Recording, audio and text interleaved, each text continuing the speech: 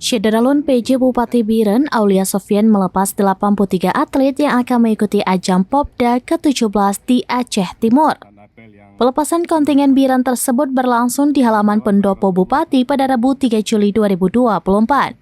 Kepala Dinas Pemuda, Olahraga, dan Pariwisata atau Dispora Par Biren, M. Al-Muttaqin mengatakan jumlah atlet Popda Biren, pelatih dan ofisial yang ikut KID Aceh Timur seluruhnya berjumlah 126 orang, terdiri dari atlet sebanyak 83 orang, terdiri dari laki-laki 66 orang dan perempuan 17 orang, ditambah pelatih 27 orang dan ofisial 16 orang. Mereka akan mengikuti 14 cabang olahraga dan home base di SDN 3 ID.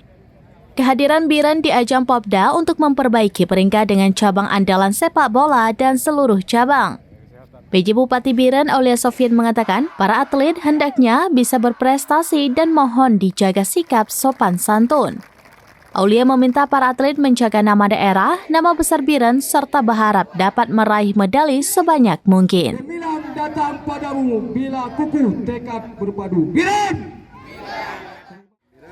Pelepasan tim Popda KID yang berjumlah 126 orang, itu terdiri dari 17 ofisial, 38